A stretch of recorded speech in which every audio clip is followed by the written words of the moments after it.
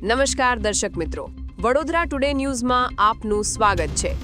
વડોદરા શહેરના સયાજીગંજ પોલીસ સ્ટેશનની સર્વેલન્સ સ્ક્વોડે કમાટીપુરા ભાથુજી મંદિર પાસે રેડ કરી હતી। બાતમીના આધારે પોલીસે પત્તા પાનના વડે હાર જીતનો જુગાર રમતા 2 ઈસમોને ઝડપી પાડ્યા છે। પકડાયેલા આરોપીઓ રાહુલ રાજુભાઈ માળી અને ઇરફાન ગુલામ હુસૈન શેખ છે। પોલીસે તેમની પાસેથી રોકડા રૂપિયા 20,100 અને 52 પત્તા પાનાનો મુદ્દામાલ કબજે કરી જુગાર ધારા મુજબ આગળની કાર્યવાહી હાથ ધરી છે। આવા જ તમામ લેટેસ્ટ અપડેટ માટે જોતા રહો વડોદરા ટુડે ન્યૂઝ।